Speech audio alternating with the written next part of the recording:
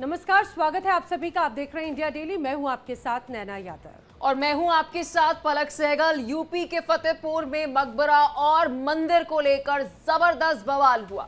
हिंदू संगठन के लोगों के मुताबिक जहां मकबरा है वहां पर मंदिर है।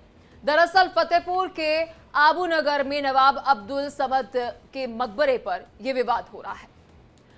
आपको ये भी बताते चले कि जिस तरह से फतेहपुर का अबू नगर में यहाँ पर नवाब अब्दुल समद का मकबरा है, वीएचपी समेत तमाम हिंदू संगठन के सैकड़ों कार्यकर्ता मकबरे में घुसे और जमकर तोड़फोड़ की गई। उनके हाथों में भगवा झंडे थे। भगवा झंडा लिए जमकर यहाँ पर नारेबाजी की गई तो मुस्लिम पक्ष की तरफ से पत्थरबाजी भी की गई है। और चलिए अब आपको 4 तस्वीरें दिखाते हैं। 4 तस्वीरें आपको दिखाएंगे और इन तस्वीरों से आप अंदाजा लगा सकते हैं कि ये बवाल कितना ज्यादा बढ़ गया और फिर कितना ज्यादा गंभीर हो गया। कैसे वीएचपी और साथ ही हिंदू संगठन के लोग जमकर प्रदर्शन करते हुए नजर आए।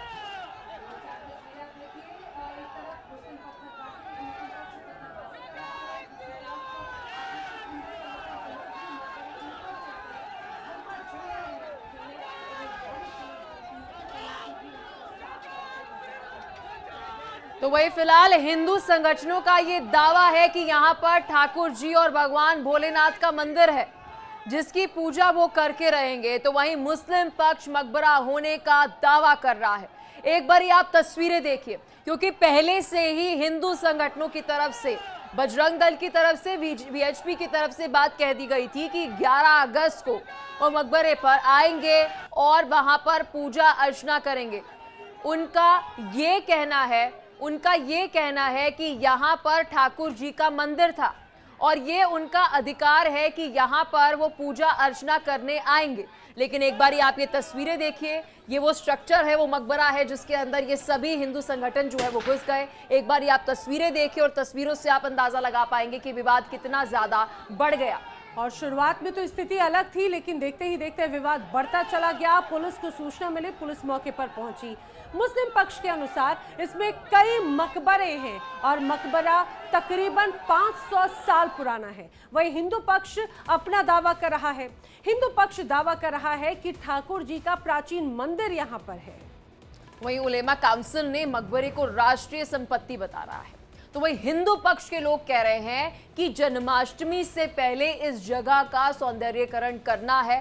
तो देखिए, विवाद इस तरीके से समझिए कि एक तरफ हिंदू पक्ष तो वही दूसरी तरफ मुस्लिम पक्ष, दोनों समुदाय के लोग जो है वो ये कह रहे हैं। बाकायदा इसको लेकर कुछ दस्तावेज भी पेश किए गए और उसमें अब्दुल समद के मकबरे का जिक्र है, इसीलिए ये मजार है, ये कहा जा रहा है। हिंदू संगठन के लोग पूजा पाठ पर अड़े हुए हैं।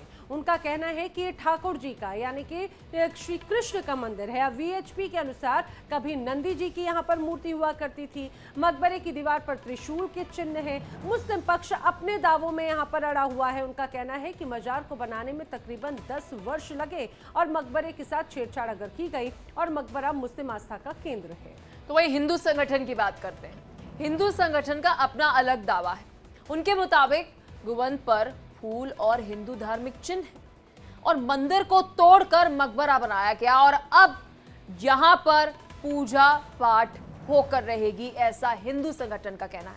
बहरहाल फतेहपुर में मकबरा विवाद को लेकर माहौल गरमाया हुआ है। हिंदूवादी संगठन जो है वो मुस्लिम समुदाय के लोग आमने सामने वहां पर आ गए। मुश्किल, पुलिस ने हालात को कंट्रोल किया, लेकिन अभी भी सिचुएशन सेंसिटिव मानी जा रही है क्योंकि वहां पर पुलिस बल की तैनाती अभी भी है।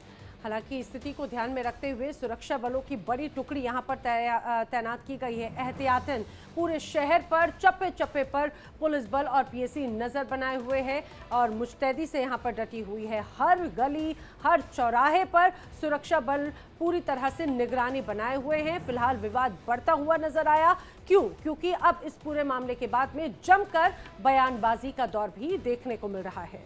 बिल्कुल, एक तरफ हिंदू पक्ष तो वहीं दूसरी तरफ मुस्लिम पक्ष की तरफ से अलग अलग बयान जो है वो सामने आ रहे हैं। दोनों के अपने अपने तर्क है, दोनों के अपने अपने दावे हैं। मकबरे और मंदिर पर विवाद बढ़ने पर हिंदू और मुस्लिम पक्ष की तरफ से क्या बयान सामने आए, क्या रिएक्शन आया, चलिए आपको सुनाते हैं।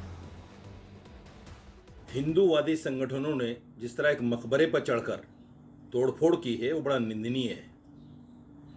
और इससे भी अफसोसनाक बात यह है कि पुलिस की मौजूदगी में ये लोग आगे बढ़ते चले गए और पुलिस ने रोकने की कोशिश तक नहीं की। किसी भी चीज़ को ये कहकर तोड़ देना और उसको नुकसान पहुंचा देना कि मंदिर तोड़कर बना है, यह हिंदुओं की भूमि है, तो ये मैं समझता हूँ संविधान के भी खिलाफ है और कानून के भी खिलाफ है।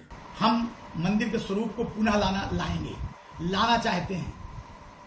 किन लोगों ने बिगाड़ा है उनके ऊपर FIR होनी चाहिए।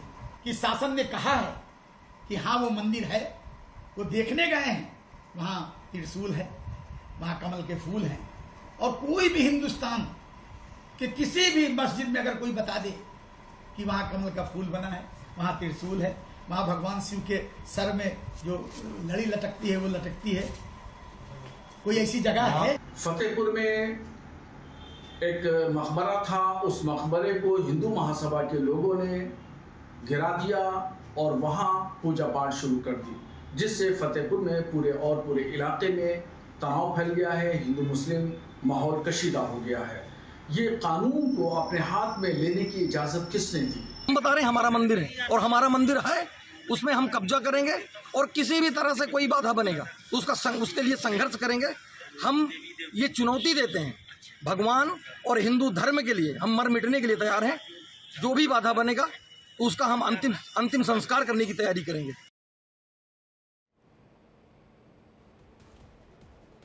तो जिस तरह से बयानबाजी हो रही है, आपने सारे बयान सुने। इस पूरे मामले पर प्रशासनिक अधिकारी भी क्या कह रहे हैं वो भी सुनिए।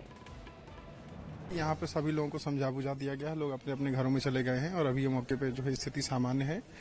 और कुछ लोग आए हुए थे, उन सभी लोगों से वार्ता की गई है और अब जो है यहाँ पे दोनों पक्ष से लोग जा चुके हैं। करीब 10 थानों की फोर्स यहाँ तैनात है, थानाध्यक्ष लगे हुए हैं, एक कंपनी PSC लगी हुई है, एडिशनल साहब हैं, COs हैं, बाकी मजिस्ट्रेट लगे हुए हैं, सभी लोग यहाँ पे ड्यूटियां लगी हुई। दोनों पक्षों से आज यहाँ पर आए थे लोग, और क्योंकि उनको आशंका थी और कुछ अफवाहें कुछ लोग असामाजिक तत्व फैला रहे थे, लेकिन जब वो वहाँ पे आए तो उनको सारी बात बताई गई तो वो संतुष्ट हो गए। फिर उनसे बात करके उनको आश्वासन दिया गया कि कानून व्यवस्था को पूरा सुचारू रूप से चलाया जाएगा और कुछ भी अवैध या अवैधानिक चीज़ नहीं होगी। तो इस बात को सुनकर सब लोग धीरे धीरे डिस्पर्स हो गए हैं।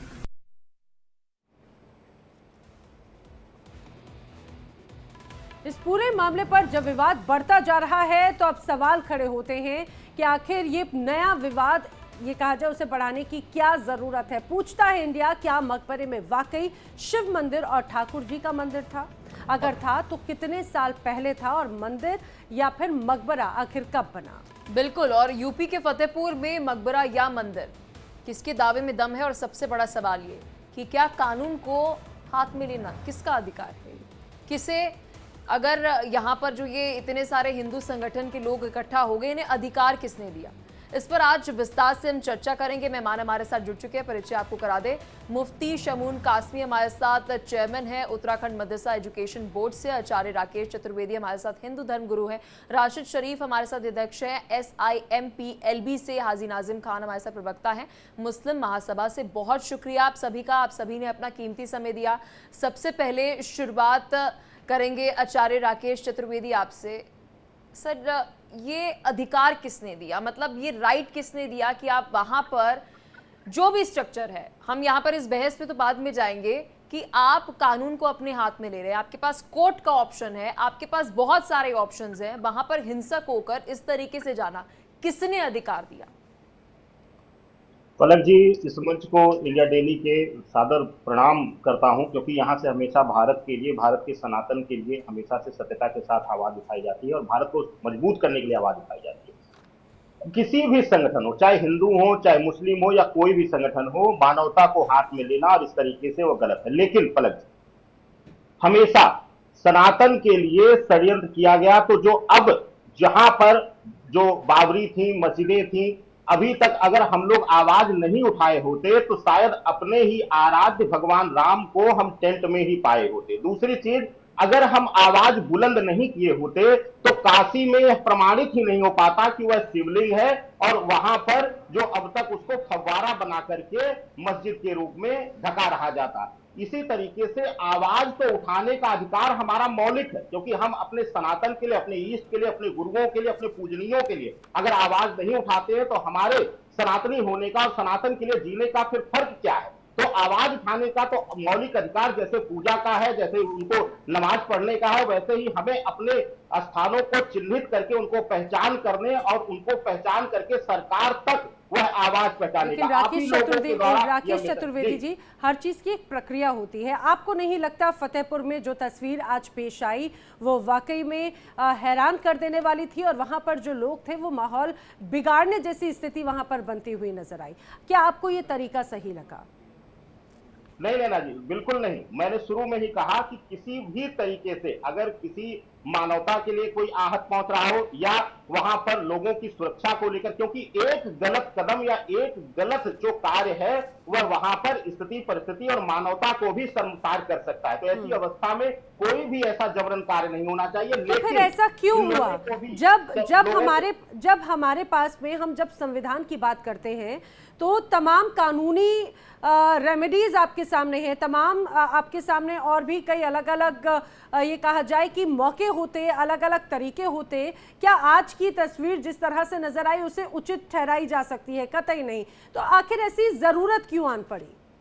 नैना जी, जरूरत इसलिए आन पड़ी कि वहां पर जहां तक हमने भी आपका निमंत्रण मिलने के बाद जो लोगों से चर्चा किया, वहां पे कुछ लोग जो अपने हैं वहां से हमने चर्चा किया, तो पता चला कि वहां सूचना मिली कि कमल के फूल और त्रिशूल इत्यादि उसमें प्रमाण है और वहां पे रोका गया, जबरन रोका गया। अगर सहयोग की भावना से वहां देखा जाने लोगों का सहयोग मिलता, लोग देख पाते, तो शायद ये स्थिति नहीं बिगड़ती। लेकिन मैं दोबारा अपने सनातन हिंदू पक्ष से भी कहता हूं कि वहां पर कानून का सहारा लेकर पुलिस बल के साथ वहां पर जाना चाहिए था, यह गलत है। राशिद शरीफ जी को हम इसमें शामिल कर रहे हैं, अध्यक्ष हैं SIMPLB के। राशिद जी, जिस तरह से राकेश चतुर्वेदी जी कह रहे हैं कि ठीक है जो हुआ वो उस तरीके से नहीं होना चाहिए था, लेकिन अगर उस स्थान पर वहां पर ऐसे तमाम चिन्ह मिले जो हिंदू धार्मिक स्थल को प्रदर्शित करते हो, तो क्या इसको स्वीकार नहीं किया जाना चाहिए था? क्या उस पर विचार नहीं किया जाना चाहिए? बिल्कुल बिल्कुल करना चाहिए था। इस तरीके की गड़बड़ नहीं करना चाहिए। प्लेसेस ऑफ वर्शिप एक्ट देख लेना चाहिए 1991 का, जहाँ पे जो चीज़ है वो चीज़ है। ये तो 500 साल की बात है मैडम। 1200 साल हमारी हुकूमत करे। अगर मैं अब डिमांड करूंगा, अगर 1200 साल अगर हमारी हुकूमत जो PM साहब पार्लियामेंट में बोले, अगर मैं उसकी डिमांड करूंगा, अगर भाई वो हमारी हुकूमत है, चलिए दे दीजिए। 1200 साल मुसलमान हुकूमत करा, चलिए रखिए, चलिए हुकूमत बनाइए मुसलमानों की, चलिए सब मिलके साथ दीजिए। क्या ये होने वाली बात है? राशिद जी, एक सवाल सर मैं आपसे पूछूंगी। नहीं, एक सेकंड, आपसे ही सर सवाल है, आप थोड़ा सा इसे एक्सप्लेन करेंगे सर? जो आप कह रहे हैं हमारी हुकूमत, आपने कम से कम 5-6 बारी बोला सर, प्लीज इसे थोड़ा बेटर एक्सप्लेन कीजिए। इससे बहुत ज्यादा बेटर कर सकता हूँ मैडम। हाँ, बिल्कुल करिए सर, भी है, जब मालूम है मैडम है, आपको मालूम है 11 अगस्त को ये लोग जमा होने वाले हैं। BHP ऑलरेडी बता दी कि हम आने वाले हैं, तो पुलिस के तरफ से क्या इंतजाम? ठीक है सर, आप एक बार हमारी हुकूमत, ये आपने जो ये इतने सालों का जो पूरा डेटा दिए, हमारी हुकूमत क्या, इसे थोड़ा एक्सप्लेन कीजिए। हमारी हुकूमत थी ना। हाँ, PM हमारे PM साहब बोले, हमारे PM साहब पार्लियामेंट में बोले कि 1200 साल के बाद हम आजाद हुए। 1200 साल के बाद, 1200 साल हमारी हुकूमत थी, मुगलों की थी, ये तो मालूम है। रजिया सुल्ताना से लेके, ठीक है, मतलब आप खुद को मुगलों का मानते हैं ना? ठीक है कासिम जी, ठीक है। नहीं सर, नो। अब आप सर, मैंने आपको 4 बारी सवाल पूछा। एक सेकंड सर, इसलिए ताकि आप अपने आप को करेक्ट कर सके। नहीं सर, पार्डन मी। अब आप सर, आपके पास वो स्पेस नहीं बचा, आपके पास वो वैक्यूम नहीं बचा sir. Mufti Shamoon Qasmi ji on record sir ने 3 बार मैंने उनसे एक्सप्लेनेशन मांगी कि आप प्लीज इसे थोड़ा एक्सप्लेन कीजिए, हमारी हुकूमत क्या है। उन्होंने बोला हाँ हमारी हुकूमत है, दैट मीन्स वो राशिद जी की हुकूमत रही है जो इतने लंबे समय से इनके पूर्वज रहे हैं। जी सर। हाँ पलक जी, जरा मुझे ये कहने का, पूरी 2 मिनट के लिए मेरी बात को शांतिपूर्वक सुनिएगा कि प्रधानमंत्री श्री नरेंद्र मोदी जी का ये कहने का तात्पर्य क्या था, और मैं आज उसे क्लियर कर देता हूं कि हम भारतीयों की सरकार तो 1947 के बाद जब देश आज़ाद हुआ तब हम भारतीयों ने अपनी सरकार चलाई है। भारत के अंदर जितने लोग भी रहे, हम ये नहीं कहते कि वो यहाँ मुगल या पुर्तगाली या वो लोग यहाँ आकर के नहीं रहे, वो यहीं पे कुछ नस्लें उनकी यहीं ख़त्म हो गई, इससे भी हमें बहस नहीं है। बहस इस बात से है कि हम भारतीयों की सरकार तो आज है, और आदरणीय प्रधानमंत्री श्री नरेंद्र मोदी जी का जो कहने का तात्पर्य ये था कि हम भारतीयों ने आज, हमें गर्व है कि हम भारतीय हैं और भारतीय अपने देश के ऊपर संविधान के अनुसार हम सरकार चला रहे हैं। यहाँ राजतंत्र नहीं है, प्रजातंत्र है। और मैं एक बात ये जोड़ देता हूँ और बताना चाहता हूँ, देश भर के खास तौर से मुसलमानों से भी कहना चाहता हूँ और अपने भारत के तमाम लोगों से कहना चाहता हूँ कि इस्लामी हुकूमत और मुस्लिम हुकूमत में फ़र्क है। हिंदू यानी सनातन हुकूमत में और लोकतांत्रिक हुकूमत में भी फ़र्क है। वो ये है कि इस्लाम तो ये कहता है कि माँ के पैरों के नीचे जन्नत है और बाप जन्नत का दरवाज़ा है। तो अगर वो लेकिन हिंदुस्तान में जो अभी हुकूमत है, आप उसे कौन सी हुकूमत मानते हैं साहब? बस मैं एक साधारण सा सवाल पूछ रही हूँ, क्योंकि आपने इस्लामिक और मुस्लिम हुकूमत, सनातन हुकूमत और हिंदुस्तानी हुकूमत, इन सबको 4 हिस्सों में बांट दिया है। मैं आपको अभी बस एक सेकंड, थोड़ा मुझे पूरा करने दीजिए वरना बीच में गड़बड़ हो जाएगी। ठीक है। मेरा कहने का मकसद ये है कि अगर जो अभी शरीफ साहब ने कहा, मैं ये कहना चाहता हूं कि अगर ये जो अपनी हुकूमत की बात कर रहे हैं, वो मुसलमानों की या मुस्लिम की हुकूमत नहीं थी, वो मुगलों की हुकूमत थी। मैं ये कहना चाहता हूं, अगर वो मोहम्मद साहब के पैरों पर चली हुई होती, जैसे अभी मैं आपको जरा सा थोड़ा एक्सप्लेन करना चाहूंगा, समय कम है, कि मर्यादा पुरुषोत्तम श्री राम, अभी हमारे उत्तराखंड के अंदर माननीय मुख्यमंत्री श्री पुष्कर सिंह धामी जी ने जिस वक्त स्कूलों और विद्यालयों के अंदर ये कहा कि हम रामायण और श्रीमद् भागवत को पढ़ाएंगे, तो मैं आपको बताऊं, हमने कहा हम इसका ट्रांसलेट मदरसों में भी पढ़ाएंगे। क्यों? कहने का मकसद क्या था? हमारा कहने का मकसद ये था कि मर्यादा पुरुषोत्तम श्री राम और श्री कृष्ण ये हमारे पूर्वज हैं, और मैं आपको ये बता दूं कि उनकी लड़ाई सामाजिक परिवर्तन की लड़ाई थी। और धर्म क्या है? धर्म नाम है समाज से बुराइयों को खत्म करने का और भलाइयों को स्थापित करने का। लेकिन तो मैं कहना चाहता हूं कि अगर औरंगजेब को कोई आदमी नहीं, बट सर एक सवाल का जवाब आप सर दे नहीं पाए, आप भी नहीं दे पाए सर, कि मतलब हम तो नहीं कह रहे कि नहीं सर, अगर हम हिंदू हैं या कुछ भी हमारी कोई भी, मैं कहती हूँ धर्म को हम मानते हो, हम तो कोई अगर कोई रूलर रहा हो तो हम तो नहीं कह रहे कि भाई हमारी हुकूमत थी, हम तो आज के समय में है ना, हम आज की डेमोक्रेसी में मान रहे हैं, लोकतंत्र में मान रहे हैं। बस 10 सेकंड दे दीजिए, जो आप मेरा उसका वो कर देता हूं मैं। आप देखिए, सुनिए, मेरा कहने का मतलब ये था कि भारत के अंदर मैं भारत के प्रधानमंत्री की बात को मजबूत करना चाहता हूं कि भारत के अंदर आज भारतीयों की सरकार है। मेरा कहने का तात्पर्य ये है, और कृपया मैं ये कहना चाहता हूं पूरे देश भर के लोगों से कि अगर कोई मुगलों को इस्लाम से जोड़ता है वो गलत है। इसलिए कि अगर जहां मैंने कहा कि बाप आदर के योग हैं, और श्री राम मर्यादा पुरुषोत्तम श्री राम ने बाप की आज्ञा का पालन करने के लिए अपना राजपाट छोड़ दिया, और औरंगजेब ने अपना राज चलाने के लिए अपने बाप को कैद करा दिया, भाई का मर्डर करा दिया। ठीक है, लेकिन कोई भी धर्म नहीं इस बात को कहता। मेरा कहने का मतलब ये था। ठीक है सर, ठीक है, मैं आपकी बात समझ गई। आप उसको दूसरी तस्वीर पेश करने की जरूर कोशिश कर रहे हैं, लेकिन हाजी नाजिम खान, मैं आपसे सवाल करूं, लेकिन उसके पहले जिस तरह से जो बात कही गई है राशिद जी की तरफ से, प्लेसेस ऑफ वर्शिप एक्ट की बात कही गई। प्लेसेस ऑफ वर्शिप एक्ट का जो एक बलून है, जो गुब्बारा है, उसको हर जगह पर नहीं फुलाया जा सकता राशिद जी। उसके जो अपने नॉर्म से उसको समझना होगा कि आखिर प्लेसेस ऑफ वर्शिप एक्ट है क्या। उसमें बाकायदा राम जन्मभूमि हो, बाबरी मस्जिद विवाद, इस कानून से उसे बाहर रखा गया था। क्यों? क्योंकि 1991 से पहले का ये मामला था। दूसरी बात, ऐसी प्राचीन और ऐतिहासिक स्मारकें जो संरक्षण से जुड़े हुए, जो एएसआई के अंतर्गत आते हो, वो भी इस पूरे मामले में नहीं आती, वो भी इससे प्रभावित नहीं होती। इसीलिए इस बात को समझना बहुत जरूरी है।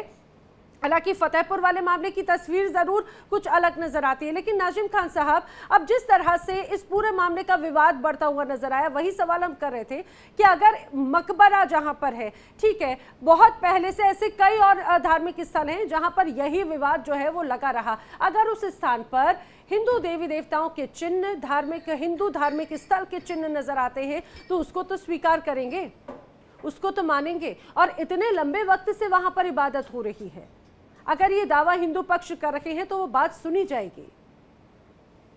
नैना जी, मेरी आवाज आप तक आ रही है? जी बिल्कुल स्पष्ट आ रही है। हाँ नैना जी, देखिए, देश के अंदर एक संविधान है, कानून है, लेकिन जिस तरीके फतेहपुर के अंदर ये घटना घटी, ये बड़ी शर्मनाक घटना थी।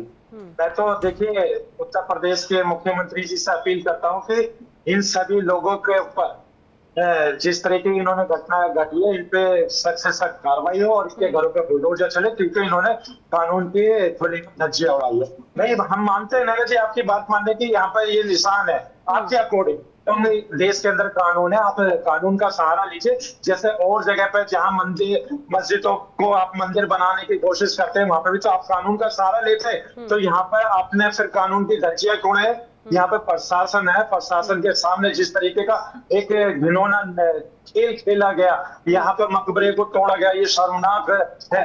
तो मुझे याद आ जाती है फिर बाबरी मस्जिद। नैना जी देखिए, मैं एक बात इसलिए कह रहा हूँ क्योंकि हम लोगों को बहुत दुख है, क्योंकि देश के अंदर संविधान है, कानून है और कानून के रखवाले यहाँ पर मौजूद है। आज नाज़िम खान जी, आज तो आपको ये बोलने का मौका मिल गया है, इसमें कोई शक नहीं है, आप ये बात जो जरूर कह रहे हैं। लेकिन आचार्य जी, ये बात तो सही है भाई, कानून हाथ में लिया है तो क्या एक्शन बुलडोजर वाला वहां पर भी नजर आना चाहिए क्या? नाज़िम खान पूछ रहे हैं ये बात।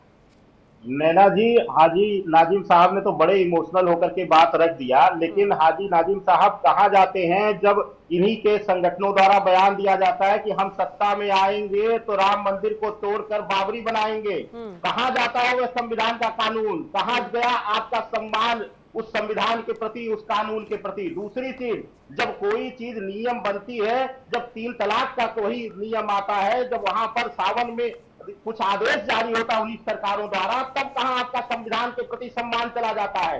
दूसरी चीज नैना जी, हमारे राशिद शरीफ साहब ने कहा कि हमारा 4 बार इन्होंने रिपीट किया कि हमारा सत्ता, हमारा आपका कहा भाई, लुटेरों का था जिन्होंने लूट करके भारतवर्ष को बर्बाद किया। यही तो दुख है कि आप हमारा और अपना में अंतर ही नहीं कर पा रहे हैं कि कौन लूटने वाला था, कौन आपका अपना हितैषी है। दूसरी चीज, अगर आप हमारा कहेंगे इस बात पे जवाब खोदेंगे, हाजी नाजिम साहब एक बात सुन लीजिए, जहां जहां खोदेंगे वहां सनातन ही हमारा मिलेगा, तब तो पता नहीं क्या होना चाहिए, तब तो लोगों को छोड़ करके चले जाना चाहिए। तो ऐसी अवस्था में प्रेम भाव बांटिए, हमारा और अपना छोड़ करके हमारा कहिए, हमारा भारतवर्ष कहिए, हमारे भारतवर्ष की तरह कहिए, तो ये अच्छा रहेगा। राकेश जी सुन लीजिए, देखिए राकेश जी, अब देखिए आपकी बात मेरा सुनिए, आप थोड़ा सा मुझे मौका दीजिए। देखिए उन्होंने कहा कि जब हमारी हुकूमत थी, देखिए आज मैं बता देता हूँ, अल्लाह का शुक्र है कि हम भारत के इस पाक सरजमी पे पैदा हुए और इंशाल्लाह इसी पाक सरजमी पे दफन हो जाएंगे। हम अपने भारत से बेइंतहा मोहब्बत करते हैं। और देखिए भारत के अंदर संविधान है, संविधान के आधार पर यहाँ पर लोकतांत्रिक सरकारें चल रही है। किसको अपनी हुकूमत मानते हैं आप? लुटेरों को, जिन्होंने भारतवर्ष को लूटा, जिन्होंने खुद मुस्लिमों की भाइयों बहनों के साथ जो है बलात्कार किया, जिन्होंने उनके साथ उनके भावनाओं के साथ खेला, उनको आप अपना हुकूमत कहते हैं? आप इस सरकार ठीक है राकेश जी, एक बार हाजी नाजिम की बात तो सुनिए। वो तो राशिद जी का बयान था ना, हाजी नाजिम जी क्या कह रहे हैं इस पर, उनका क्या टेक है वो तो सुनिए। हाजी नाजिम जी सर, आप किसे अपनी हुकूमत मानते हैं? हाँ पलक जी, देखिए हम लोग संविधान को मानते हैं, संविधान के द्वारा जो चुनी हुई हुकूमत है वो हम सबकी हुकूमत है। और रही बात यह अभी जिस तरीके से इन्होंने कहा कि आक्रांता को अपना आइडियल मानते हैं, देखिए हम जो भी है आक्रांता है या पुर्तगाली लुटेरे हैं, पुर्तगालियों का भी जिक्र होना चाहिए जिन्होंने भारत बिल्कुल 100%। पुर्तगालियों का भी होना चाहिए, ब्रिटिश हुकूमत का भी होना चाहिए जिन्होंने भारत को लूटा, भारत के अंदर नफरत का माहौल पैदा करने की कोशिश करेंगे। उन अंग्रेजों का नाम लेते में तो राकेश जी आपको थोड़ा शर्म आएगी, लेकिन हाजी नाजिम खान को बड़ा फक्र महसूस होता है ये बात कहते हुए कि अंग्रेजों ने भारत को लूटा। तो क्या आप राकेश जी के साथ साथ यहाँ पर राशिद जी की भी आलोचना करेंगे, जो उन्होंने मान लिया कि आज से कुछ सालों पहले उनकी हुकूमत हुआ करती थी, वो तो उन्हें अपने पूर्वज मान चले हैं सर। यही तो प्रॉब्लम है सर, चाहे हिंदू हो, मुस्लिम हो, ईसाई हो, आप यहाँ पर लोकतंत्र में अभी भी ये मानकर चल के बैठ रहे हैं कि उस वक्त हमारी जब हुकूमत हुआ करती थी। ये क्या मेंटालिटी है सर, ये कैसे बयान है? हाजी नाजिर जी, आप बहुत बार मेरे साथ डिबेट में जुड़ते हैं, बहुत इंटेलेक्चुअल बात करते हैं, आलोचना कीजिए राशिद जी की, आप ऐसे बयान मत दीजिए। हाँ पलक जी, देखिए अभी आपने कहा कि राशिद जी के बयान की मैं आलोचना करूं। देखिए राशिद जी ने जो अपना व्यक्ति रखा है उनका अपना निजी व्यक्ति है, यही तो प्रॉब्लम है सर। आपको उसमें कोई प्रॉब्लम ही नजर नहीं आ रही, आपको उसमें कोई प्रॉब्लम ही नजर नहीं आ रही सर, क्योंकि इसमें भी आपका हिडन एजेंडा है। हाँ पलक जी आप बात तो सुन लीजिए। देखिए मैं ये कहना चाह रहा हूँ राकेश जी सर आपके पास सभी आ रहे हैं, बोलिए हाजी नाजिम जी। हाँ पलक जी देखिए यहाँ पे फतेहपुर में जिस तरीके की घटना घटी, मैं हम लोगों की अपने यहाँ पे सिर्फ एक ही मांग है कि ये लोगों को चिन्हित करके जो फुटेज में आ रहे जिन्होंने मकबरा तोड़ा है। नहीं उस समय हमारी जब हुकूमत हुआ करती थी, उस समय जब हमारी हुकूमत हुआ करती थी 4 बार राशिद जी ने मुझे बोल दिया, 4 बार मैंने टोक कर पूछा कि सर आप इसे कुछ एक्सप्लेन करेंगे, ताकि इसे थोड़ा वो एक्सप्लेन करके शायद करेक्ट कर ले, लेकिन वो अड़े रहे सर उस बात पर। हाँ देखिए उसका जवाब राशिद साहब देंगे बड़े अच्छे से। हाँ सर बहुत डिप्लोमेटिकली आप बच गए, आप बहुत डिप्लोमेटिकली बच गए। आपने सोचा कि अरे अगर मैं इस चीज की आलोचना कर दूंगा तो इसमें एक जो आप बायस होके अपना एजेंडा रख रहे हैं सर, वो हित नहीं हो पाएगा ना, मतलब वो आप उसको पॉइंट जो है वो नहीं रख पाएंगे।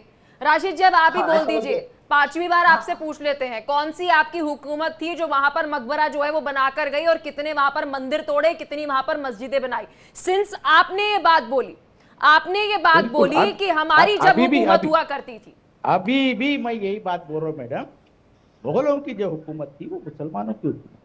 नरेंद्र मोदी जी 2014 में बोलते हैं पार्लियामेंट में, आज हम आजाद हो गए, आज हम अरे 1947 में नहीं थे सर, क्योंकि अभी लोकतंत्र है, there is a democracy. Invaders नहीं है सर यहाँ पर, इन्वेडर्स नहीं है सर यहाँ पर, इन्वेडर्स नहीं है सर। आप बेतुकी बात क्या 2014 के पहले आप क्या ये बोलना चाह रहे हैं राशिद जी? सुनिए राशिद जी, क्या 2014 के पहले 2014 में मोदी जी क्यों बोले ये बात?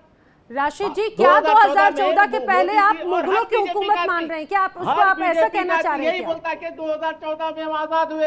अरे राशिद जी, हम आजाद हुए 1947 में क्या आप 1947 से 2014 के बीच में क्या आप उसे मुगलों की हुकूमत कह रहे हैं क्या? थोड़ा आप क्लियर कर दीजिए, हो सकता है। मैडम हमारे सर, अरे मैडम देश मेरा है, सरकार मेरी है, प्राइम मिनिस्टर मेरा है, आज भी सरकार मेरी है, प्राइम मिनिस्टर मेरा है, देश मेरा है। मैं बोल रहा हूँ मेरे देश मेरा नहीं है, प्राइम मिनिस्टर मेरा नहीं है, मैं बोल रहा हूँ आपको। नहीं, लेकिन जो पहले वाला आपका बयान था ना कि भाई हमारी पहले की हुकूमत, तो वो मुगलों से जोड़कर उसको देखा जा रहा है। जरा उस बयान को थोड़ा सा क्लियर कर दे, तो फिर मैं आपसे अगला सवाल पूछूंगा। वो भी मुगल बनाए तो है क्या? मकबरे की आप जो बात कर रहे हैं, डिबेट जो चालू कर रहे हैं, वो भी मकबरा मुगलों ने बनाया, उनकी बात हो रही अपनी है, मुगल की बात हो रही। ये मोदी जी ने कहा 2014 के पहले वाली। सर सुनिए तो राशिद साहब, आप सुनिए 1947 से 2014 के बीच की हुकूमत को आप मुगलों की हुकूमत कह रहे हैं क्या? किधर लेके जा रहे हैं मैडम? मैं वही तो आपसे पूछ रही हूँ, आपसे पूछ रही हूँ। मुगलों की हुकूमत के बाद अंग्रेजों की हुकूमत 200 साल आई तो है, तो आप अपनी हुकूमत मुगलों की हुकूमत के आपने जो हुकूमत की बात कही साहब, बस उसी का एक क्लैरिफिकेशन चाह रहे हैं कि वो क्या है। वही बोल रहा हूँ ना मैडम, मुगलों की हुकूमत के बाद अंग्रेजों को जो भगाए हिंदू मुसलमान मिलके यहाँ से, और जो अंग्रेजा जो बनाए, राम राम जपना पराया माल अपना, जितने अंग्रेजा बनाए वो पूरे हमारे हैं, जितने मुगल बनाए, जितने मुसलमान बनाए सब हमारे हैं, मकबरे हमारे हैं, मदरसे हमारे हैं, मस्जिदा हमारे। ये क्या तमाशा है? अरे ये सबको नौकरियां दो, बेकार में जो झंडे जो लेके डंडे लेके फिर रहे, पतरा लेके राशिद साहब ऐसे स्थान जहां पर हिंदू देवी देवताओं के चिन्ह हो, ऐसे स्थान जहां पर ये कहा जाए कि उस धर्म को प्रमाणित करते हुए चिन्ह हो, या दूसरे ऐसे किसी स्थल पर नमाज पढ़ना भी कहा जाता है कि उसको भी मान्य नहीं माना जाता, उसे भी आप मानते हैं ना वो मान्य नहीं माना जाता? हिंदू, अरे मैं तो आपसे पूछ रही हूँ, जरा आप ये समझाइए तो। ऐसा ही कहा जाता है ना कि किसी दूसरे स्थान पर, किसी दूसरे धार्मिक स्थान पर जहां पर पूजा पाठ होती हो, जहां पर त्रिशूल का चिन्ह हो, वहां पर नमाज पढ़ना हराम की श्रेणी में आता है, मानते हैं ना ये? मैडम आपको एक बात बताऊं, 33 करोड़ देवी देवता हैं, कहाँ ढूंढेंगे आप? ये फंस गए, कहाँ ढूंढेंगे आप? क्या ये जिंदगी गुजार रही है? 33,000 करोड़ देवी देवता है कहते हैं, सर अपने धर्म पर ही मौन है। अगर आप लोगों के सामने फैक्ट्स पेश कर दिए जाते हैं ना, आप ऐसे हो जाते हैं। राशिद जी मैं यही तो सवाल पूछ रही हूँ, वो चीज मान्य नहीं है ना को? हाँ वो चीज मान्य नहीं है ना? अगर इस जगह नहीं सर, आप इस बात को मानिए ना, आप इस बात को मानिए कि वहाँ की दुआ जो है वो नहीं लगती, हराम माना जाता है। आप मानिए, अरे मुफ्ती तो शमून कासमी जी, सर मैं चाहती हूँ इस्लाम इसको लेकर क्या कहता है, आप एक बार दर्शकों को ये बताइए, क्योंकि अभी राशिद जी रॉन्ग नंबर है, क्योंकि ये किसी भी बात पर खुलकर बोलना नहीं चाह रहे, क्योंकि फंस गए अपने बयान पर। मैं कहीं को फंसूंगा मैडम? काली नहीं पीली सर, के आप बेटा डिफेंड ही नहीं कर पाए सर अपने बयान को। मुगलों की प्रॉपर्टी आप इधर की बात उधर की बात, इधर की बात उधर कर रहे हैं। आपने सर आपसे 6 बार हमने पूछ लिया सर, 6 बार पूछ लिया आपकी कौन सी हुकूमत थी, आपके कौन से एंसेस्टर्स थे, आपके कौन से वहां पर पूर्वज थे, आप अभी तक उसको डिफेंड नहीं कर पाए। राकेश जी कुछ राकेश जी आपके पास आऊंगे, पहले मुफ्ती शमून कासमी जी, जो मेरी बात मेरी सहयोगी नैना ने कही, क्या वो कहीं झूठ बोल रही है? देखिए पलक जी, एक मैं इससे पहले तो एक बात कहना चाहता हूँ कि पहले तो मैं फतेहपुर के हिंदू और मुसलमानों से सबसे ये बात विनम्र अपील करना चाहता हूँ कि इस वक्त हमारे माननीय प्रधानमंत्री श्री नरेंद्र मोदी जी वो एक इतना बड़ा निर्णय उन्होंने लिया है इस देश के लिए, और देश की उन ताकतों को मजबूत नहीं होने देना चाहिए जो देश को कमजोर करना चाहते हैं विदेशी। ठीक है, विदेशी ताकतें हैं ऐसे मुफ्ती शमून कासमी जी और भी मेहमान हैं। अलग जी एक मिनट कौन सी ऐसी ताकतें हैं? आप लोग थोड़ा सा इतना तो संयम रखिए, थोड़ा बात पूरी होने दीजिए। मैं एक बात ये कहना चाह रहा हूँ कि अभी हमारे दोनों प्रशासनिक अधिकारियों का, यानी अनूप सिंह जी जो एसपी हैं और रविंद्र जी जो डीएम हैं, दोनों की बहुत ही संयमित उनकी लैंग्वेज थी। उन्होंने लोगों से कहा कि भ्रम में नहीं आइए और ऐसा भ्रम नहीं फैलाइए, और भ्रम से ही ये सारे मामला बनते हैं। तो सबसे तो पहले ये है कि वाकई देश के अंदर कानून का राज है और संवैधानिक तौर से देश चल रहा है। मैं आज एक बात और आपसे कहना चाहूँगा कि जो देश के अंदर जो हमारी एकता और अखंडता है वो मुफ्ती सर्वोपरि। जी आप बिल्कुल शांति का पैगाम दे रहे हैं इंडिया डेली के इस मंच से, लेकिन जो सवाल पूछ रही थी जरा उसके बारे में भी बताइए कि इस्लाम क्या कहता है। ऐसे जो तमाम धार्मिक स्थल हो जहां पर इस तरह के चिन्ह हो, प्रतिमाएं हो, वहां पर स्वास्तिक, ये किसी मकबरे या मस्जिद में ऐसे चिन्ह नजर नहीं आते। अगर ऐसे किसी अन्य धार्मिक स्थान पर अगर वहां पर इबादत की जाती है, नमाज अता की जाती है, तो क्या वो वैलिड होती है, वो क्या मान्य होती है? नहीं, उससे तो हम लोग बार बार ये बात कह चुके हैं कि किसी भी नाजायज जगह पर, नाजायज का मतलब ये कि जो अनऑथराइज है, इस्लाम क्या सारे धर्मों से मना करते हैं और किसी जगह ऐसा कोई वो नहीं बन सकता। और जो आपने कहा कि अगर ऐसे चिन्ह हैं तो उसके लिए कानूनी रास्ता है। वो कानूनी रास्ता ये है कि मैं यही जानना चाह रही हूँ कि देखिए कानूनी रास्ता तो है, वहां पे इबादत मान्य नहीं होती, ये बात इसको हम स्पष्ट तौर से समझ सकते हैं। राशिद जी शायद उस बात को स्वीकार करने से बच रहे हैं, हाजी नाजिम खान साहब भी शायद उस बात को स्वीकार करने से बच रहे हैं। जरा नैना जी थोड़ा सा मजा इसमें आता है, जरा थोड़ी पूरी बात हो जाने दीजिए, टाइम आप जो है। मेरा कहने का वही जो आपने कह दिया बिल्कुल ठीक कहा है आपने कि जहाँ कोई अलग प्रतीक चिन्ह हो वहाँ नमाज नहीं हो सकती, मगर वो वहाँ मकबरा है, मकबरा और मस्जिद में फर्क होता है। ठीक है, आप ये भी मालूम कर लीजिए। बिल्कुल मैं बताना चाह रहा हूँ, थोड़ा करेक्ट हो जाइए आप। नहीं, मैंने इसीलिए मकबरा और मस्जिद दोनों का शब्द कहा सर। मकबरे में नमाज नहीं होती है, मकबरे में तो वैसे भी, कब्रिस्तान में तो नमाज होती भी नहीं है। अच्छा, वहाँ सजदा नहीं कर सकते आपको, आप वो कब्रिस्तान का एक वो कहलाएगा। और दूसरी बात और मैं आपको ये बात कहना चाहता हूँ कि जो लोग इस तरह का एक माहौल बनाना चाहते हैं, यकीनी तौर से देश के अंदर 1947 के बाद से और आज तक और आगे भी रहेगा। ठीक है, लेकिन वहाँ पर इबादत करने के लिए तो लोग पहुंचते हैं, चादर चढ़ाने के लिए मकबरे पर तो पहुंचते हैं लोग, चादर चढ़ाने के लिए तो पहुंचते हैं, अगर मैं गलत नहीं हूँ, फूल चढ़ाने के लिए तो पहुंचते हैं। चादर चढ़ाने वाले जाने चादर जहां चढ़ाते हैं, मैं तो कभी चादर नहीं चढ़ाता। नहीं, मैं इसीलिए पूछ रही हूँ क्योंकि ये अपनी जानकारी के लिए। राशिद जी मुझे लगता है कि आज जो मेरे सवाल का जवाब आप जिस बात से बच रहे थे, मुफ्ती साहब ने उस बात को बेहतर तरीके से जरूर बता दिया है कि अगर ऐसे चिन्ह वहां पर नजर आते हैं तब तो स्वीकार करेंगे। आखिर क्या हुआ, क्यों हुआ, ये वाकई में सेकेंडरी बात है, लेकिन इसे स्वीकार करेंगे। आप तो बेकुछ आपके चैनल पे रॉन्ग नंबर बता दिए, अब मैं हक बोलना भी तो सर हमें दूसरे गेस्ट पर स्विच होना पड़ रहा है, आप उसका जवाब ही नहीं दे रहे।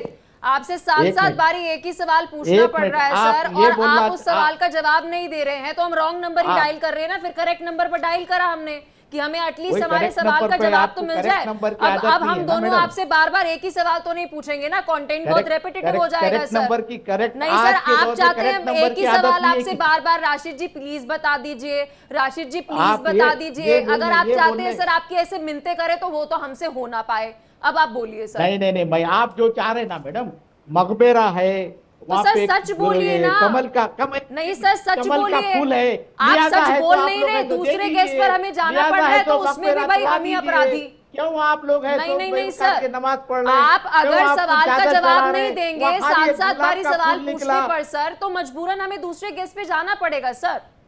नहीं नहीं सुनिए ना, मेरी भी हाँ बात जी सर, बोलिए। ना, गलत नंबर रॉन्ग नंबर वाले की भी बात सुनिए। हाँ जी वहाँ सर बोलिए, मकबरा है, आप अगर प्लीज कमल सर है सही तो जानकारी दे देना। दीजिएगा, सही नहीं, जानकारी कमल है दीजिएगा। तो दे देना, खबर है तो तोड़ा देना, ये बिल्कुल सही, ये बिल्कुल सही राइट नंबर है, ये दे देना। सब चीजें जहाँ भी कमल निकल रहा, जहाँ भी है सो आपको है तो कुछ तो भी ऐसी चीज निकल दे देना। 500 साल हो, 1000 साल हो, 10,000 साल हो, दे देना। ये हिंदू मुसलमानों को लड़ा देना, हिंदू मुसलमान को भिड़ा देना, कत्ले आम करा देना, फसाद करा देना, ये सब चालू करा देना। क्या नहीं, मुसलमान वहां पे गुलाब है, नहीं पढ़ सकता नमाज, लिहाजा उनको दे दीजिए। ये क्या बात है मैडम? ये रॉन्ग नंबर है, ये बोलना ये रॉन्ग नंबर है। ठीक है राकेश जी, देखिए बात राशिद जी सही कह रहे हैं कि कितनी सारी ऐसी मस्जिदें होंगी, कितने सारे ऐसे मकबरे होंगे, कितनी सारी ऐसी दरगाह होंगी, क्या वहां खुदाई करते रहेंगे? सर अगर इन्हीं सब चीजों में हम फंसे रहेंगे तो जिस विकसित भारत का हम संकल्प ले रहे हैं, जिस डेवलप नेशन के लिए हम हर रोज आप और मैं मेहनत कर रहे हैं, वो कहां सर? इसी में ही फंसे रहेंगे हम।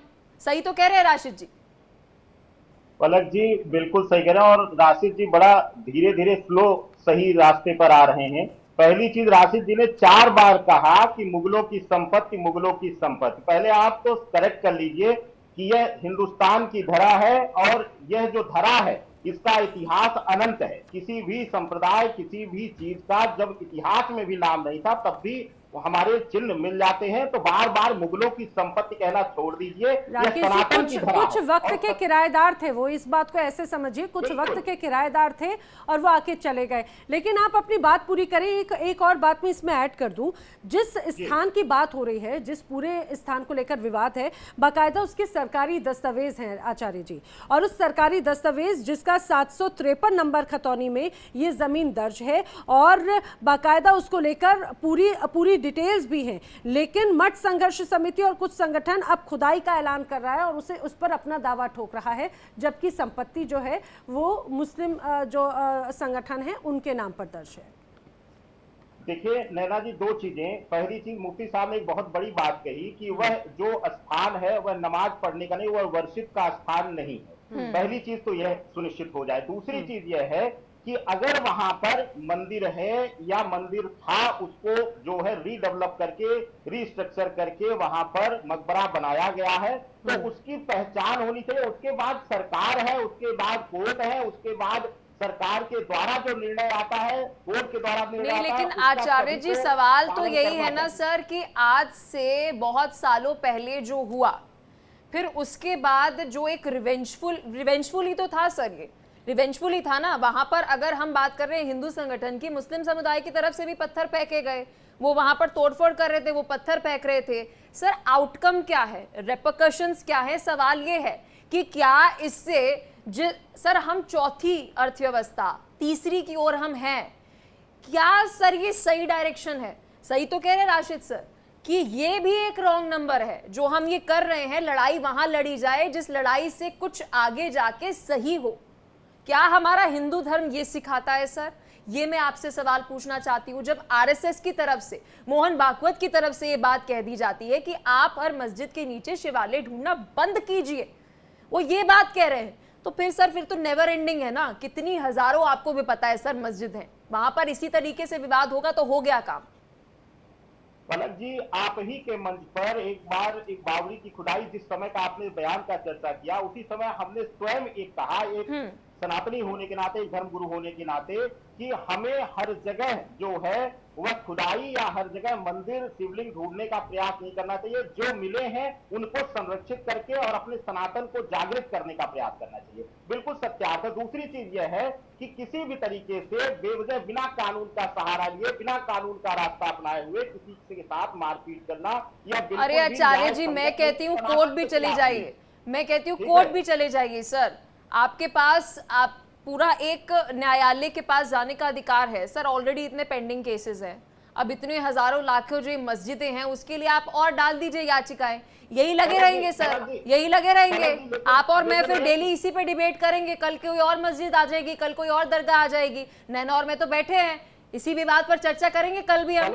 पलक जी लेकिन एक चीज और यहाँ पर आती है कि अगर हम अपने मूल के लिए, अगर हम अपनी पहचान के लिए अगर लड़ाई नहीं लड़ेंगे तो भी हम डेवलप होकर के भी समाप्त हो जाएंगे। विश्व इसका प्रमाण है, जिसने अपने नींव को मजबूत नहीं किया है वह सभ्यताएं समाप्त हो गई है और उनका अस्तित्व सिर्फ खुदाई में। लेकिन राकेश जी, अपनी सभ्यता को मजबूत या फिर जड़ों को मजबूत करने का हर चीज का एक तरीका होता है। हाजी काजिम जी का रुख करते हुए मैं अपने दर्शकों को ये बताऊं, आखिर ये पूरा विवाद जिस तरह से शुरू हुआ, नवाब अब्दुल समद खान जिनका ये मकबरा है, आखिर वो थे कौन? 1861 से 1943 के बीच आगरा और अवध के संयुक्त प्रांत में छतारी के नवाब और तालिब नगर के ये नवाब रहा करते थे और उनकी एक ये कहा जाए कि बहुत बड़े संख्या में लोग उनको मानने वाले थे, एक अच्छा प्रभाव वहाँ पर था। और यही वजह है कि जब उनका ये कहा जाए कि जब उनका निधन हुआ तो उसके बाद में वहाँ पर उनका मकबरा बना। लेकिन हाजी नाजिम जी, बार बार ये कहा जाता है कि जो पिछली गलतियां हैं उनसे सीख लेनी है और उसको सुधारने की गुंजाइश जरूर होती है। अब जिस तरह से अब ये तो और स्पष्ट हो गया कि भाई वहां पर इबादत नहीं होती, वो ऐसा स्थान है जहां पर ऐसा कोई नमाज अदा नहीं की जाती। तो अगर वहां पर हिंदू देवी देवताओं के चिन्ह है, ये स्पष्ट हो जाता है कि वो एक धार्मिक स्थल है। अगर ये दावा किया जा रहा है कि वहां पर शिवलिंग है, ये दावा किया जा रहा है वहां पर ठाकुर जी का मंदिर है, अगर जांच होती है तो फिर आपत्ति क्या है? हाँ नैना जी, देखिए अभी जब बात यहाँ पर कही तो मुझे याद आ जाते हैं मुल्क वजीर आजम का वो बयान कि ये बुद्ध की धरती है, ऐसा मुल्क वजीर आजम कहते हैं। कहीं पे भी जाते हैं तो वो इसी बात को कहते हैं, तो मैं दिल से उनकी बात को मानता हूँ कि वो सही कहते हैं। और रही बात ये कि एक छोटा सा देश राफेल बना के पूरी दुनिया के अंदर तहलका मचा चुका है और आज हमारे भारत जो विश्व गुरु बनने के कगार पे, वो मस्जिदों के नीचे मंदिर तलाश कर रहे हैं और तो और अब मकबरे के नीचे भी मंदिर तलाश करने की प्रक्रिया चला दी गई है। नैना जी, ये हम कौन से युग में जीना चाह रहे हैं? भाई देश टेक्नोलॉजी में आगे होना चाहिए, वहीं पर कुछ युवा, कुछ अराजक तत्व वहां अब मकबरे के नीचे शिवलिंग होने का दावा कर रहे हैं। भाई मकबरा है, सीधी सी बात है नैना जी, मकबरा है, वो किसी भी मकबरे को किसी भी शिवलिंग या किसी भी धार्मिक स्थल पे नहीं बना सकते। मकबरा का मतलब क्या होता है अगर मैं पूछूंगा तो राकेश जी भी नहीं बता पाएंगे मकबरे का मतलब क्या होता है। लेकिन मैं ये कहना चाहता हूँ, आप बता दीजिए। हाँ नैना जी, मुझे पता था कि अगर मैं सवाल करूंगा तो वहां से जवाब लोगे, उल्टा मुझे जवाब देना। अरे मैं आपसे पूछ रही हूँ, आपने कहा नहीं बता पाएंगे तो भाई जानकारी आप दे दीजिए अगर आपके पास में स्पष्ट है। और मैं तो आपसे ये जानना चाह रही थी कि अगर वहां पर ऐसा है और जांच अगर होने की बात होती है तो उसको स्वीकार करेंगे ना, फिर तो कोई आपत्ति नहीं होगी। हाँ सुन लीजिए, नैना जी देखिए, मैंने अपने शुरू के वक्त में कहा था कि देश संविधान से चलता, कानूनी प्रक्रिया है देश के अंदर। लेकिन ये कौन थे अराजक तत्व जिन्होंने जाकर ऐसा माहौल खराब करने की कोशिश करी, सौहार्द बिगाड़ने की कोशिश करी? प्रशासन वहां पे मौजूद था, वहां पे प्रशासन की मौजूदगी में वहां पे आपने देखा कि प्रशासन कितना अलर्ट है, तब भी इन्होंने अराजक तत्वों ने जाके वहां पे मकबरे को किस तरीके से तोड़ा। ये बहुत ही शर्मनाक घटना है। तो मैं तो देखिए ये कहता हूँ कि भाई अगर आपको लग रहा है यहाँ पे कि यहाँ पे ये मकबरा नहीं, यहाँ पे शिवलिंग हो सकता है या कुछ भी हो सकता है, तो आप कोर्ट जाइए। हर बार कोर्ट जाते हैं तो इस बार कोर्ट क्यों नहीं गए? इसका मतलब यह है कि आप डॉक्टर भीमराव अम्बेडकर साहब का संविधान नहीं मानते। भाई हम लोग तो संविधान मानते, हम तो संविधान का पालन करते हैं। इस बार नाज़िम खान साहब बॉल आपके पाले में है और इस बार आप पूरी तरह से फॉर्म में नजर आ रहे हैं। लेकिन राकेश चतुर्वेदी जी, बात तो बिल्कुल सही है, जिस तरह से अभी ये पूरी स्थिति बनी, तरीका बहुत ज्यादा गलत रहा है। क्या मॉरल पुलिसिंग इस तरह से बिल्कुल इसको सही ठहराया जा सकता है? जिस तरह से अभी बिना किसी ये कहा जाए कि जो पूरी स्थिति थी उसको लेकर कानून हाथ में लेते हुए वहां पर पहुंच गए, और हम जानते हैं कहीं पर भी जरा सी चिंगारी कैसे माहौल को बिगाड़ देती है। तो आखिर कौन है ये लोग? आपने कहा कि भाई अपनी रूट्स को मजबूत करनी होगी, लेकिन अपने रूट्स को मजबूत करने के लिए क्या कानून हाथ में लिया जाएगा? बिल्कुल नहीं नैना जी, लेकिन हम लोगों ने एक शब्द पर ध्यान नहीं दिया। वहां प्रशासन द्वारा भी ये कहा गया है कि दोनों तरफ से पत्थरबाजी हुई है।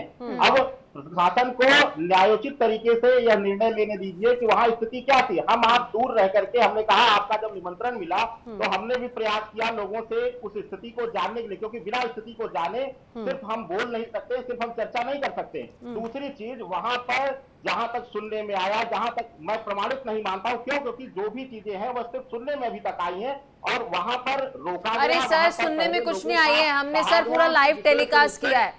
अरे सर 12 बजे हमने पूरा लाइव टेलीकास्ट किया, जो वहां पर चल रहा था, हमारी पूरी टीम वहां पर थी और हम सबको दिखा रहे थे। सर दोनों तरफ से पत्थरबाजी हो रही थी, कहीं बातें नहीं कर रहे हम। और सर काबिले तारीफ है कि इतनी सारी भीड़ वहां पर, इतनी सारी भीड़, पता नहीं प्रशासन ने वहां पर कैसे मैनेज किया, क्योंकि एक तरफ एक समुदाय के लोग, दूसरी तरफ दूसरी समुदाय के लोग, और वो इतने ज्यादा ऑफेंसिव हो गए, आक्रामक हो गए, वो तो कुछ भी कर चलते। वो तो पुलिस ने पता नहीं कैसे सर उसे मैनेज किया। लेकिन सर आपने एक बात कही, नहीं राकेश जी, मैं आपसे एक सवाल पूछना चाहती हूँ। आपने कहा कि अपने सभ्यता को संरक्षित रखने के लिए, अपनी रूट्स को मजबूत करने के लिए जरूरी है, ये जरूरी है, और कोई ऑप्शन नहीं है। अब जैसे वो मदरसे में, नहीं सर, मदरसे में अगर पढ़ाई करा रहे हैं इस्लाम की, तो आप गुरुकुल कल्चर लेकर आइए। क्यों गुरुकुल कल्चर खत्म हो गया है? कितने बच्चे आज गुरुकुल में पढ़ते हैं? वो मदरसे में पढ़ा रहे हैं ना, कि ठीक है आप दूसरी एजुकेशन भी लीजिए, लेकिन आपको इस्लाम के बारे में भी इंफॉर्मेशन होनी चाहिए। अपनी रूट्स को मजबूत करने के लिए क्या इकलौता यही विकल्प बच गया है? फिर वही हाजी नाजिम साहब वाला संविधान आ जाएगा। नहीं सर, आप दिल पर हाथ रखकर, राकेश जी आप बहुत बार मेरे साथ चर्चा में जुड़ते हैं, सर आप दिल पर हाथ रखकर ये बात कीजिएगा कि क्या हमारा हिंदू धर्म हमें ये सिखाता है? सर हिंदू धर्म ये सिखाता है। आप पहले जी सुन लीजिए, पहला संवाद मेरा था कि वहां जिसने भी कानून हाथ में लिया वह गलत है, चाहे जो भी हिंदू संगठन रहे। मैंने मौलाना राशिद साहब की तरह ये नहीं कहा कि हमारे सत्ता। दूसरी चीज, आपने जिस चर्चा किया ना गुरुकुल का, वो संविधान, जिस संविधान की दुहाई ये दे रहे हैं हाजी नाजिम साहब, वही संविधान कहता है कि एक माइनॉरिटी जो है वो मदरसा चला सकता है, लेकिन हम गुरुकुल नहीं चला सकते, हम धर्म की शिक्षा नहीं बांट सकते हैं। तो ऐसी अवस्था में विशेष रूप से अभी और बहुत सारे मूलभूत नहीं राकेश जी, आप राकेश जी ऐसा बिल्कुल भी नहीं है। जब अगर आप दूसरी शिक्षा प्रणाली में कहा जाए कि भगवत गीता या फिर बाकी सारी चीजों का जो पाठ है उसको शामिल करने की बात करें, ऐसी कोई बंदिशें नजर नहीं आती। हाजी नाजिम जी भी रिएक्ट कर रहे हैं और मुफ्ती साहब भी रिएक्ट करें। एक बार एक रिएक्शन नाजिम साहब से, फिर मुफ्ती जी आपका रुख करें। देखिए, हाजी नाजिम खान बड़ी जिम्मेदारी के साथ संविधान की कसम खाते हुए एक बात कहता है, तो मेरा मुल्क संविधान से चलता है। हाजी नाजिम खान इस बात को भी कहता है, जो भी उपद्रवी हैं, जिन्होंने माहौल खराब करने की कोशिश करी है, तो देखिए हम शासन में प्रशासन से अपील करते हैं कि ऐसे अराजक तत्व पर सख्त से सख्त कार्रवाई हो। और दूसरी बात ये, यहाँ पर जो हिंदू संगठनों के नाम आए, तो देखिए माननीय योगी जी से मैं अपील करना चाहता हूँ, ऐसे संगठनों को तत्काल बैन कर देना चाहिए, क्योंकि आज इन्होंने सौहार्द। अरे हाजी नाजिम जी, आप बार बार हिंदू संगठन का जिक्र कर रहे हैं। अगर आपने अभी तक पूरी डिबेट सुनी हो तो किसी ने भी इस बात पर एतराज नहीं करा कि हम हिंदू संगठन का नाम नहीं लेंगे। तो हम खुले में बोल रहे हैं कि वीएचपी, एक सेकंड सर, अरे सुने भी करा सर, सुनते भी नहीं है आप तो, बिल्कुल मतलब ऐसे कि मैं ही बोलूं। सर वहां पर हिंदू संगठन का हमने नाम लिया, वीएचपी का नाम लिया, बजरंग दल का नाम लिया। सर एक बारी भी आपने ये आलोचना नहीं की जो सामने और समुदाय के लोग पत्थरबाजी कर रहे थे उनको भी नहीं करनी चाहिए थी? सर थोड़ी फेयर होके बात करनी चाहिए, बायस मत कीजिए। सर आप बायस बहुत होने लग गए, पता नहीं पहले तो ऐसे नहीं करते थे, अब पता नहीं आप थोड़ा डरने लग गए हैं सर। हाँ पलक जी, देखिए मोदी जी की सरकार है, संविधान को। अरे सर फिर गोल गोल बातें बोल दीजिए ना सर, कि हिंदू संगठन हो चाहे मुस्लिम हो, मत लड़ो भाई, क्यों लड़ रहे हो? हाँ पलक जी, देखिए मैं ये कहता हूँ कि जो भी अराजक तत्व है किसी भी समुदाय से आता हो, उसके खिलाफ सख्त से सख्त एक्शन होना चाहिए। ये देखिए, यही तो मुफ्ती जी सर आपत्ति इसी बात की है। राशिद जी बैठे बैठे मुस्कुरा रहे हैं और हाजी नाजिम जी, उन्होंने कम से कम 25-30 बार हिंदू संगठन बोल दिया होगा। ठीक है बोलिए, कोई प्रॉब्लम नहीं है, लेकिन मुस्लिम समुदाय ने वहां पर हिंसा की नाजी ना, ये तो ना बोलेंगे हम, ये तो बिल्कुल नहीं बोलेंगे हम। ये कैसे बोल दें हम?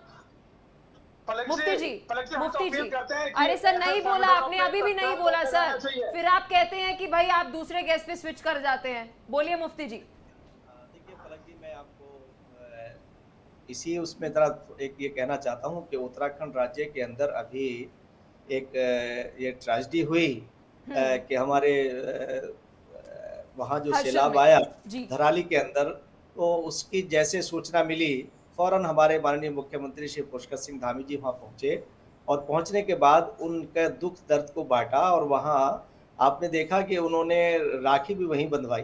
तो ये एक अच्छे शासकों की बात है और ये शासक भारतीय जनता पार्टी के जितने हमारे मुख्यमंत्री हैं, क्योंकि माननीय प्रधानमंत्री खुद एक ऐसे इंसान हैं कि जो देश के लिए जीते हैं और देश के लिए उनका पूरा जीवन समर्पित है। अब आगे मैं आपसे ये कहना चाहता हूँ कि हमारे उत्तराखंड के अंदर भी बहुत लोगों ने ये कहा कि भाई वहाँ मज़ार हटा दिए, वहाँ मदरसे बंद कर दिए। तो जो अवैध है, अवैध और वैध, अवैध और वैध के लिए हमारी अदालतें हैं। अगर कहीं अवैध है तो उस पर कार्रवाई होनी चाहिए और वैध पर कोई कार्रवाई नहीं होती है, इसलिए कि लोकतांत्रिक तरीके से हमारी सरकार चल रही है। आपने देखा कि दोनों हमारे अधिकारियों ने जिस तरह से उन्होंने वहाँ कंट्रोल किया और लॉ एंड ऑर्डर को मेंटेन किया, तो आपने भी ये बात कही कि इतनी भीड़ को कैसे मैनेज किया। तो मेन चीज यही है, भीड़ आ सकती है, उसे मैनेज करना, ये सरकार की इस पर प्रशंसा होनी चाहिए। यहाँ कहाँ संविधान का कोई उल्लंघन हुआ। मैं तो ये बात कहना चाहता हूँ आपके माध्यम से कि हमारे नहीं सर, संविधान का उल्लंघन सरकार ने नहीं किया सर। अभी उत्तर प्रदेश में सर जो हुआ, संविधान का उल्लंघन सरकार किसने कहा सरकार ने किया, बल्कि सरकार ने तो स्थिति को नियंत्रण किया। जो वहां पर हिंदू संगठन पहुंचे, फिर उसके बाद और पत्थरबाजी करते हुए मुस्लिम समुदाय के लोगों ने भी पत्थरबाजी की, फिर सामने से भी हम देख रहे हैं कि ऊपर स्ट्रक्चर पर वो चढ़ी गए वहां पर। तो सर प्रॉब्लम यहाँ पर यह है कि जो आम नागरिक हैं उन्होंने संविधान का उल्लंघन किया, उन्होंने कानून व्यवस्था का उल्लंघन किया, सरकार ने तो मैनेज किया। नहीं, वही हम आपकी बात आगे बढ़ा रहे हैं। हमारी पलक बहन और नैना बहन, तभी तो आप अन्यों से कोई कम नहीं है। आपने जिस तरह से एक्सप्लेन किया है, हमें गर्व होता है इस बात पर कि हमारी बेटियां, हमारी बहनें जो हैं वो बहुत अच्छी तरह से देश प्रेम को और राष्ट्रीय एकता और अखंडता को मजबूत कर रही हैं। और मैं आपसे कहना चाहता हूं कि पिछले 60 सालों में, बस आपके आचार्य जी के माध्यम से भी कहना चाहता हूं कि पिछले 60 सालों में कांग्रेस की सरकार रही। ठीक है राशिद जी, अब आपको सोल्यूशन क्या नजर आ रहा है सर?